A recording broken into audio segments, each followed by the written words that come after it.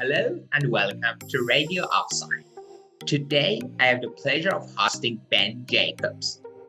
He's currently a freelance sport consultant with award-winning digital agency 7 League.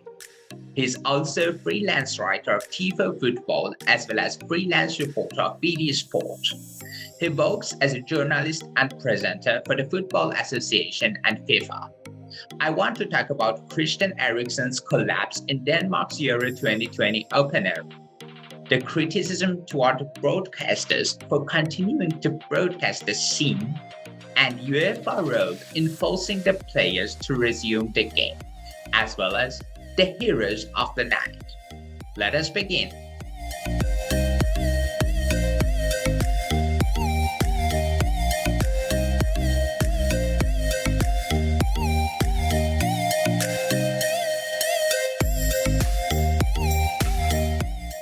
Welcome to our show, Ben. Good to be with you, Arad. How are you?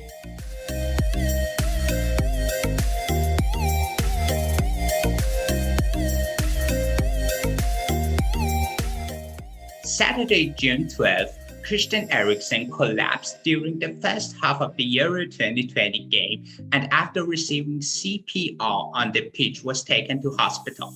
The television coverage of the incident has drawn widespread criticism from around the world. It included footage of the player as well as his distressed partner Sabrina Jensen. But the director responsible for the feed, Jean-Jacques Amselem, told Equipe on Sunday that there was no handbook for such incidents. Are there really no regulations for the television coverage of such an incident? There are clear regulations as far as broadcast guidelines, and they fall under wider guidance from government regulators in all of the media industry. And in essence, the guideline is simple and would apply to football in the Eriksen situation, or in Formula One, or a public emergency in or outside of sport. A broadcaster shouldn't show a public emergency when the severity is a threat to either health or life, unless, and even if in a public sphere, there's some form of consent. And obviously in this case and in any sports scenario, there wouldn't be any consent because the player or players involved in an accident or a drive in F1 wouldn't know what's going to happen in this context. So when you have a sudden medical emergency such as Christian Eriksen, unfortunately and worryingly collapsing on the pitch, the broadcasters will have been briefed on that broad guideline, which is don't show the medical emergency in detail. Why? Because it causes panic, because it's unfair on the friends and family watching who may jump to wrong conclusions, and it's an invasion of the individual who won't want that kind of public scrutiny and glare during a worrying and private moment, which is ultimately why the rest of Eriksen's Danish teammates surrounded him instantly to shield him from the cameras. And that was sort of a secondary message to the broadcasters, even though the players wouldn't have been aware what was being aired, but they were sending a message saying effectively, listen, this is serious, give Christian Eriksen and the medical heroes treating him some space. So it's true that a specific guideline may not be stipulated, but there is a broader broadcast guideline that says do not show that kind of emergency. Now, the sympathy with the host feed and the director is just that in that split second moment, they may not have known the severity and they may not have known exactly what was going to happen. And the medical staff have said that originally after Christian collapsed, he had a pulse, and then things changed very quickly. And then, of course, CPR was given. And at that point, we all knew that things were very worrying and very serious.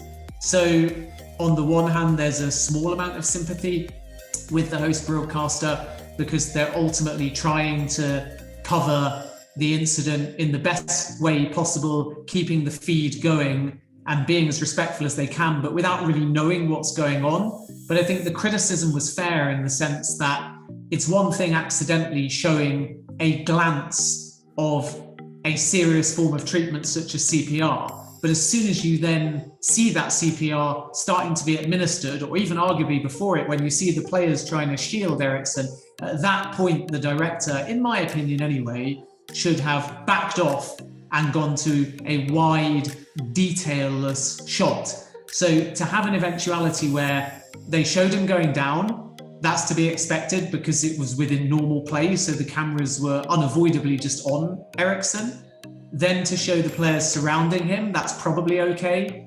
Then the players shield him and you know it's serious. But then they showed CPR, then they showed the partner in tears being consoled by Kasper Schmeichel, and Kjaer was involved as well. So at that point, you've sort of had 5 different warnings that show you that this is extremely serious. And the CPR also tells you that there's a problem with the heart. And such a long period of time passed, and still the cameras stayed on the picture. And that is an error. And that was distasteful, and that was inappropriate. It is difficult to make these decisions within split seconds, but as I say, there were warnings, and really far earlier in the pictures, in my opinion, and based upon broader broadcast guidelines, which I've already outlined, the cameras should have come off the player, off the incident, and gone as wide as possible. And had they done so, it would have allowed the individual broadcast studios around the world not to have to worry about rushing back to the studio and cutting off the host feed. Then they could have just continued with their commentary teams because the shots wouldn't have been as loaded and as emotional and as distasteful and, to be honest with you, disrespectful towards Christian Eriksen. But instead we had a scenario, unfortunately, where the host feed stayed on those pictures for so long that the individual host broadcasters had to make their own decision and draw their own individual lines as to when to come off the feed. And that shouldn't happen because you're placing your trust in the host feed to follow the appropriate guidelines.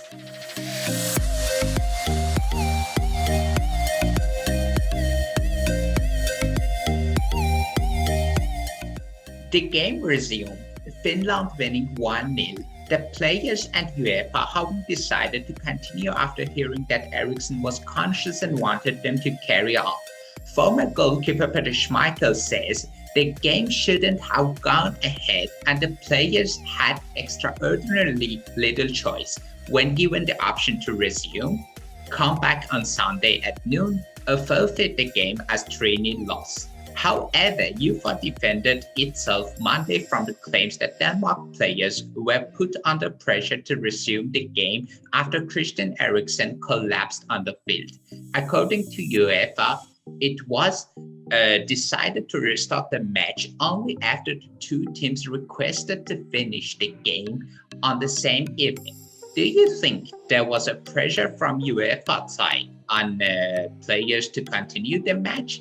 And were the players being able to make such a decision after this trauma? No, and I think that latter point is key, that you're asking two teams, both affected, but obviously particularly the Denmark squad, to make a decision within hours of the incident, and whether Christian Eriksen did or didn't relay a message saying he was okay. A lot can change. A lot wasn't known. A lot still isn't known about the long-term medical prognosis of Eriksen. And you're asking shocked players to make a big decision when clearly they're not collectively all going to be in a position to do that. Everyone will have had differing opinions. Everyone will have still been caught up in a very raw and emotional moment. And that includes, of course, the Finland players as well. And pressure might be the wrong word, in the sense that I don't think in the aftermath UEFA were necessarily going to the two teams and forcing them to make a particular decision.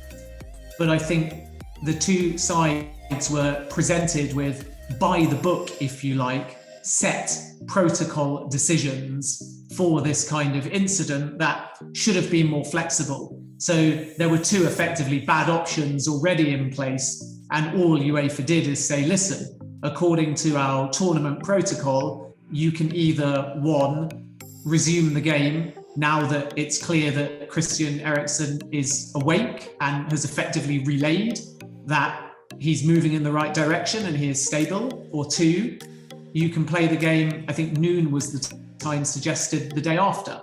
And those are two bad options, because option number one, it's still emotional and raw and heads are all over the place. And option number two, you're probably not going to sleep particularly well knowing what's happened. And that's when the shock could kick in. I mean, a lot of the players might have been in denial in the immediate aftermath, and then the following day, what actually happened and the magnitude and just how close we were to tragically losing Christian Eriksen, all of that might kick in and hit the players hard, and they also might not want to play either. And UEFA, instead of just presenting those two options and asking the two teams to decide between two bad options, should have had some flexibility and should have realised that the situation, as far as the match was concerned, couldn't be resolved within 24 hours. And then what other options have you got? So option number one is potentially to just award both teams a point. And I don't even think that the other two teams within the group, given the circumstances, would have had any problems with that. So then you just declare it a draw because it was 0-0 at the time, and then they can focus on their next game, and they've got 2 or 3 days rest to kind of ultimately get a grip on what's happened. And by that stage, more may be known about Eriksen's prognosis. But it doesn't really matter in many ways, just Eriksen was okay. Of course, that's the most important thing from a health and a life point of view, and that's much, much bigger than football. But you also have to look at it in terms of the actual incident. So seeing him go down, seeing CPR administered, seeing his partner crying, all of these things stay in the head. Even if Eriksen makes a completely full recovery, that's still with you. That's still a moment of trauma. And as a consequence, a lot of players may still be reliving that. A lot of players may be reticent themselves about going out and playing. A lot of players may be wondering what caused the heart failure and whether or not it's anything environmental or whether it's anything to do with the way that the team have been pushed, or it's to do with travel, or it's to do with COVID, anything.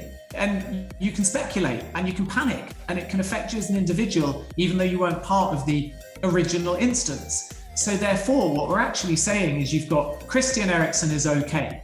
That's amazing. That's all that matters in the life sense. But then you've still got how the incident, regardless of the fact that he's okay, affected the players of Denmark and Finland.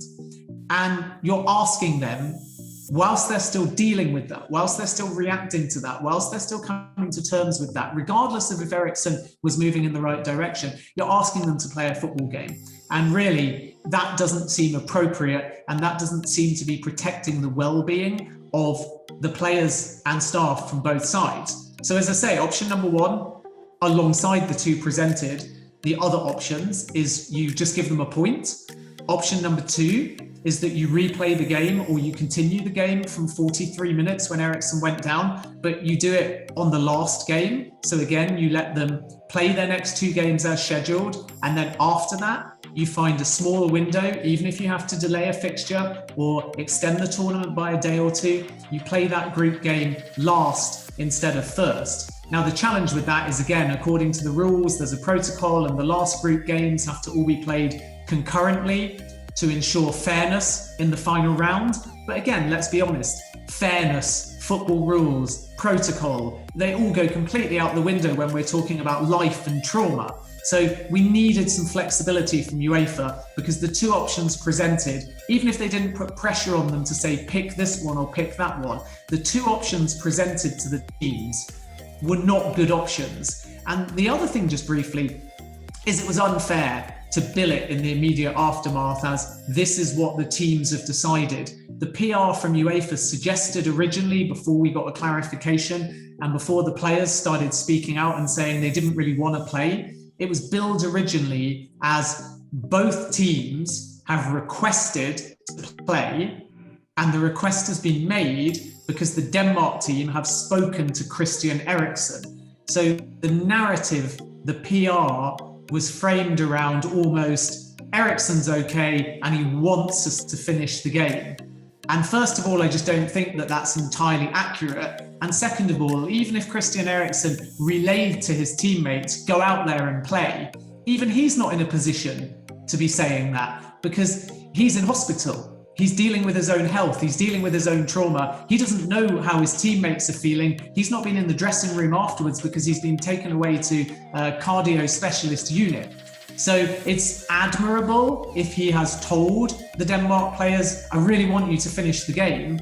But even he can't speak for the Finland players. He can't speak for the managers. He can't speak for the medical staff. He can't speak for anybody because he's fighting to improve his health and stabilize his condition. So I think it's great that he sent a message because it kind of calmed everybody down because ultimately his health is the most important thing.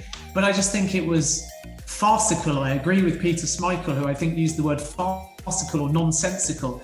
It was absolutely crazy to play the game or resume the game so quickly.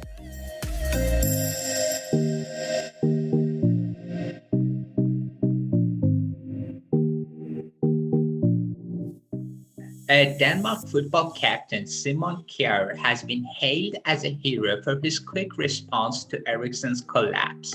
What do you think about his role as a captain? I mean, forgetting as a captain, as a human being, he's an outstanding individual and his actions were heroic. And the same can be said as well for Kjaer Schmeichel. And this is a Denmark team who have a very close bond. They're all good friends. And you look at Kjaer and also Schmeichel, and they've both had very interesting journeys to where they currently are now in football. So Kjaer was playing down at FC Midtjylland, and his father is the kit man at FC Midtjylland and isn't from a particularly affluent background and has sacrificed a lot of finance and effort to help his son make it in professional football. And look at him now. He's a leader, he's a role model, he's respected, he's passionate, he's intelligent, he's quick thinking. And then look again at Kjaer Schmeichel, who for many years was living in the shadow of his father and never used to like talking about his father and never used to like any links with potentially moving from Leicester to Manchester United because he wanted to define his own style of goalkeeping and his own brand generally as really a human being, not just a footballer. And unfortunately for Kasper, he was one of the first on the scene as well when Leicester's now deceased Tyona Kung Vishai tragically died in a helicopter crash after a match at the King Power Stadium against West Ham United. And Kasper was first on the scene and he ran to the wreckage and he tried to help as best he could. And that, I think, strengthened him as an individual under the most horrific, tragic circumstances. But again, it showed that Kasper, like Simon, are two individuals that when there is adversity on or off the football field, they react quickly, they react clearly, they react heroically, they react sensibly, they react intelligently, and they always think about others. And those quick reactions were absolutely vital because what it did was calm the scene and eventually give the medical team space and resource to ultimately, as we think anyway, we're still waiting on the full medical diagnosis of exactly what happened, but based on what we've seen, to essentially save Christian Eriksen's life, because as the doctor has said on the scene, even though he had a pulse originally when he first collapsed, his heart stopped beating very quickly, hence why he needed CPR. So for Kjaer to go in there and place Eriksen in the recovery position and make sure that he had no risk of swallowing his tongue, allowed the medics to do their job, allowed CPR to be administered as quick as possible, and it also put the match referee as well into another bracket of hero, because he saw that the incident was severe, and sometimes when it's off the ball, the officials don't always catch it instantly and you can lose valuable seconds, but he also reacted very, very quickly. And it's these reactions that ultimately could, we don't know again, you know, it's not worth speculating, it's not fair to overly sensationalize something that was so horrific to watch. So you don't want to kind of come out and say as dramatically as it was definitely life or death until we get a bit more information, but that's what it looked like to the outside eye because we saw the CPR taking place. And as I say, the doctors already said that they did lose Christian Eriksen. So that strongly implies that the CPR was necessary because his heart stopped beating. There are pictures of him as he's on the stretcher leaving the stadium that suggest at that point he's awake. So hopefully we'll discover that he wasn't unconscious for a great deal of time, and as a consequence there's no long-term damage. And let's just hope that in the days and weeks that follow, and as he's discharged from hospital, we do discover that he's made a completely full recovery. But I think with Kjaer and with Schmeichel and with the match referee and with the medical staff, the quick thinking definitely helped save Eriksen's life. And that's just testament, like I said before, to the fact that these are players that are perfect role models in and outside of football. They are authentic, they're intelligent, they are part of a strongly bonded team, and they're clued up in life. And, you know, one of the big criticisms, almost jokingly, of footballers in the modern era is they're not clued up in life. Like, I think it was Michael Owen that said he didn't know how to make a cup of tea. And other footballers, they don't manage their bank accounts, they don't cook, they don't walk their pets. So footballers generally have got this slightly caricatured reputation as not being able to do life things. And it's complete nonsense, because so many of them nowadays do continue to study, they do continue to learn life skills. A lot of them have young families, so they're used to looking after people.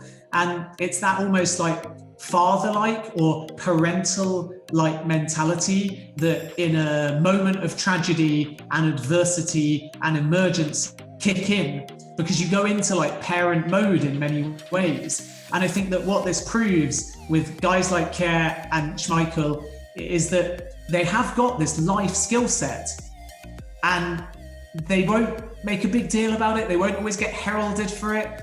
A lot of footballers out there may have similar skills and we may never know about them, and let's hope we never have to see them used on the football field. But the fact that you've got guys like Kjaer and Schmeichel who can arrive on a scene, who can keep calm, and who can administer a basic form of first aid to put someone into the recovery position, that's absolutely outstanding, and they're rightly being hailed as heroes.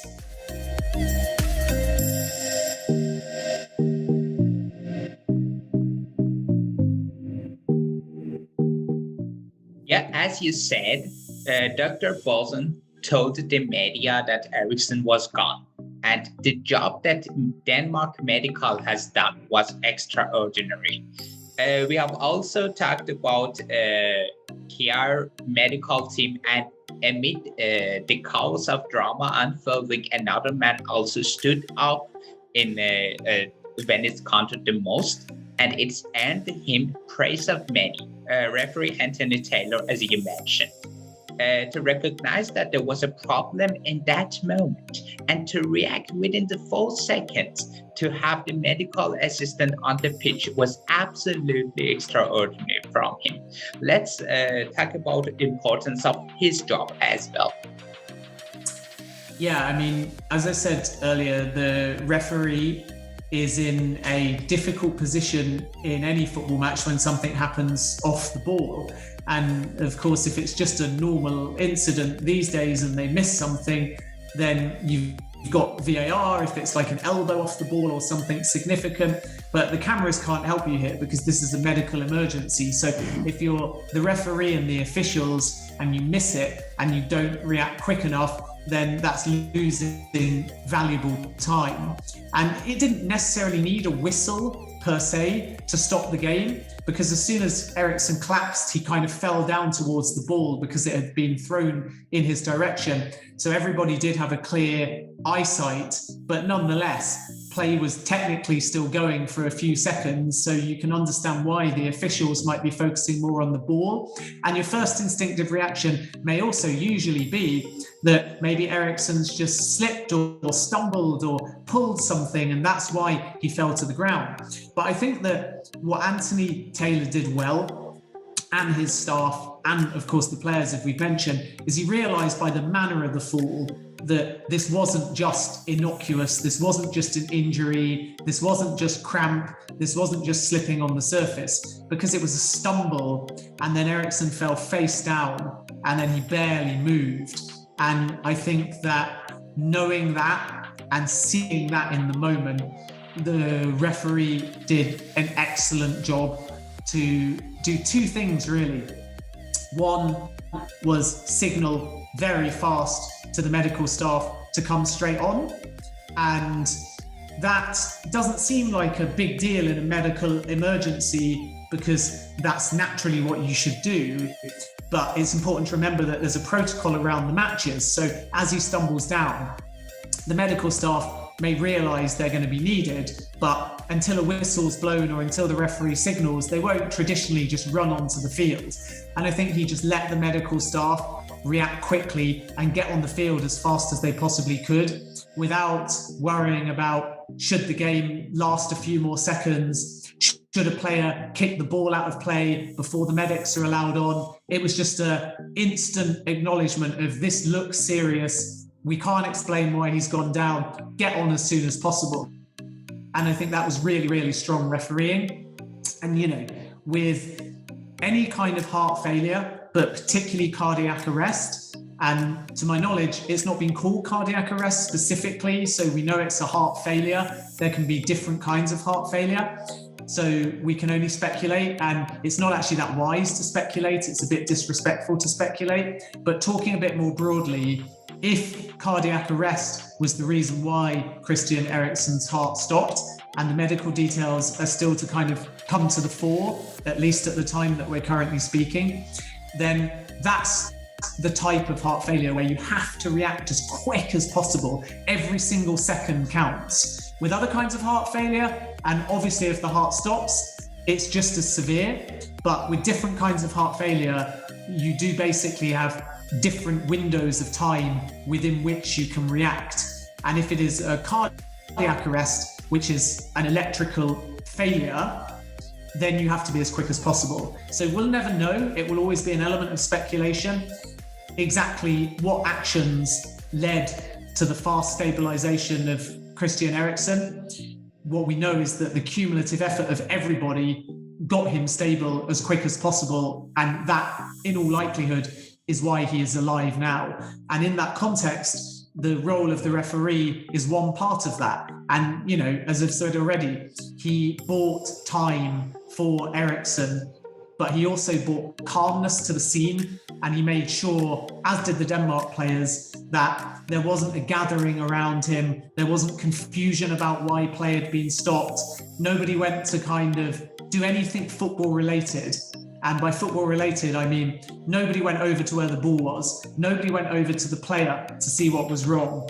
Nobody went over to the benches to ask what the stoppage was about. Nobody went over to the assistant on the near or the far side to question the stoppage because technically the ball was still in play. And that's partly, again, because the referee sent a clear and immediate signal to everyone, along with the Denmark players, that this was serious and life comes above football. And credit really to all the players, because if you don't know what's going on in that split second, it is really easy to run towards the ball. It is really easy to not hear the whistle and wonder whether you're still playing. It is really easy to go to the dugout and get a drink of water.